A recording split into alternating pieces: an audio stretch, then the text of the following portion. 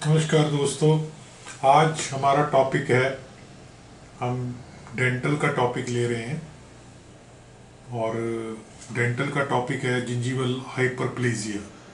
जिंजीवल, जहाँ भी शब्द जिंजीवल होगा तो इसका मतलब है गम्स, ये रेड वाले मसूड़े। तो जिंजीवल हाइपरप्लेजिया में क्या होता है कि नॉर्मल ग्रोथ हो रही है तो उसकी ग्रोथ बढ़नी।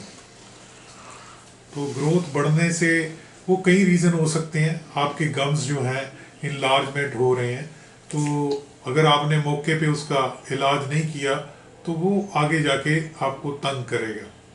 बेसिकली आपको ये समझना पड़ेगा कि जो हमारा दांत है, टूथ है, उसका स्ट्रक्चर क्या है।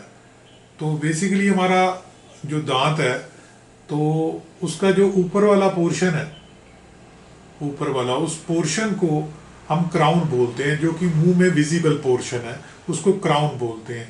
जो हमारी नीचे बोन है, जिसको पेरिडोन्शियम है, जो कि जिस पेरिडोंटल बोन है उसमें उसकी रूट लगी होती है, जड़ लगी होती है। तो क्राउन ऊपर वाला पोर्शन, जो visible portion of the tooth is known as crown, और जो नहीं विजिबल है वो रूट है।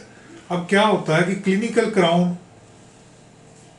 बढ़ना शुरू हो जाता है। जैसे कि मान लीजिए ये मेरा हेड है, ये अगर क्लिनिक में ये वाला पोर्शन, ये गम्स है, ये रिसीड करनी शुरू हो जाए तो portion of the tooth visible in the clinic becomes more.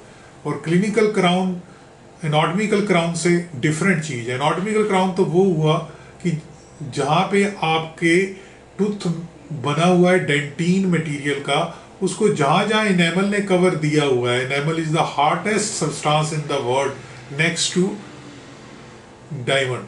हीरे के बाद डेंट जो इनेमल है वो हार्डेस्ट सब्सटेंस है।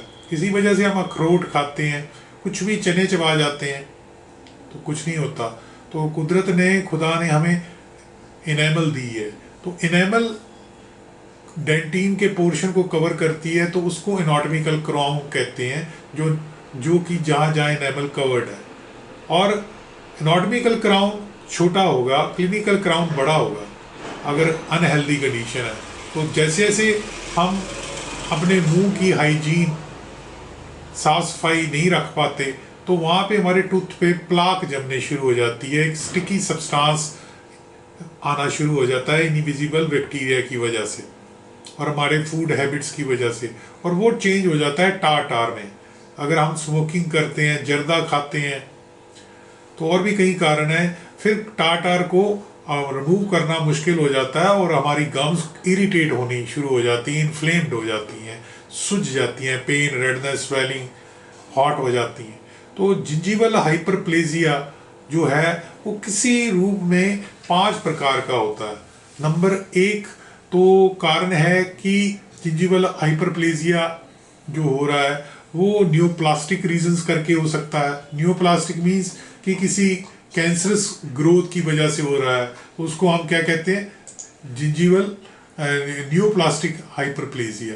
और नंबर 2 जो बहुत ही इंपॉर्टेंट है वो ड्रग की वजह से है। यानी कि कोई ड्रग हम देते हैं, तो दवा देते हैं, उस लॉन्ग टर्म पे अगर वो चलती हैं, जैसे कि फेनिटोइन सोडियम है, उसकी वजह से होता है।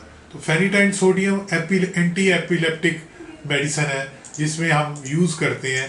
तो ये दवा से ये ध्यान रखना है आपने कि साइड इफेक्ट है इसका, फेनिटोइन का, कुछ शख्स में ये जिंजीवल हाइपरप्लेजिया कर देती है। तो इससे अलावा कुछ एंटी हाइपरटेंसिव मेडिसिन है जो ब्लड प्रेशर को कंट्रोल करती हैं, वो भी करती हैं। तो दोस्तों, जिंजीवल हाइपरप्लेजिया एक तरह का ड्रग इंड्यूस्ड हाइपर प्लेजिया है, जिससे गम्स आपकी स्वेल कर जाएंगी, इन्फ्लेम्ड होंगी, टेंडर हो जाएंगी, हाथ लगाने में दर्द होगा, पेन होगा और रेड हो जाएंगी। तो नेचुरली आपको डेंटल सर्जन के पास जाना पड़ेगा, प्लस अपना ओरल हाइजीन ठीक करना पड़ेगा। तो दोस्तों, हाइपरप्लेजिया एक स्टेज है, उसके आगे डिस्प्लेजिया हो जाता है। फिर तो जो सेल आएंगे वो असिमेट्रिकल आने शुरू हो जाएंगे आपके जिंजीवल कनेक्टिव टिश्यू में, और लेटर ऑन वो कैंसरस में कन्वर्ट हो सकता है। दोस्तों जब भी आपके गम में चेंज होगा तो जिंजीवल रिसेशन होगी, जिंजीवल गम्स रिसेशन होगी, नीचे की तरफ आएंगी, रिसीड करेंगी। एक लेवल तक आप ओरल हाइजीन ठीक कर लेते हो, dental floss, toothbrush, mouth wash use करते हो, तो ये 8 वीक में ठीक हो जाती है। मगर लेटर ऑन फिर इसको अगर ये ज़्यादा पंगा पड़ गया, रिसीड कर गई, तो ये पेरिडोंटियल एब्सेस तक चली जाएगी, यानी कि जब आपकी बोन इन्वॉल्व हो गई तो बहुत मुश्किल हो जाएगा। तो दोस्तों जो लोग भी फेनिटोइन या फिनोबार्बिटोन, एप्टोइन ये मेडिसिन ले रहे हैं तो कांस्टेंट डेंटल सर्जन को चेक कराइए और रिपोर्ट बैक कीजिए अपने डॉक्टर को, स्केट्रिस्ट को, कि हमें ये चीज़ हो रही है, ताकि वो आपको सलाह दे सके कि डेंटिस्ट के पास आप जाएं, उनको बताएं कि इसकी वजह से आपको हाइपरप्लेजिया हो रहा है, तो वो आपको सजेस्ट करेंगे कि माउथ का हाइजीन कैसे आपने सुधारना है और आप प्लाक कैसे कंट्रोल करनी है, वो कैलकुलस या टाटार में तब्दील ना हो और आपकी जो स्माइलिंग लाइन है वो प्रिजर्व रहे। तो लाइफ लाइन है, जैसे हमारी हार्ट और लंग्स लाइफ लाइन है, तो आंखें लाइफ लाइन है, तो हमारे दांत भी लाइफ लाइन है। तो दांत में अकेला डेंटिन, एनेमल या रूट या क्राउन ही नहीं, गम्स भी हैं।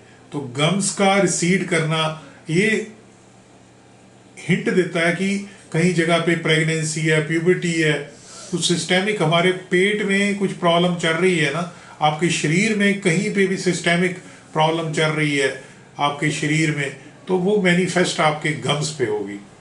तो दोस्तों ये अगर आपको वीडियो अच्छा लगा ब्रीफ में, तो आप लाइक कीजिएगा, सब्सक्राइब कीजिएगा हमारा channel Baba Deep Singh institute channel, और अपने डेंटल सर्जन, स्केट्रिस्ट को आपने ये चीज़ें बतानी है। ये सिर्फ एजुकेशनल वीडियो है, डिस्क्लेमर है, आपने हमें उसकी राय के बारे में नहीं पूछना, ये एजुकेशनल वीडियो है, तो कतई भी ये सब्स्टिट्यूशन नहीं हो सकता किसी क्लिनिशियन की दी हुई इंफॉर्मेशन के बराबर।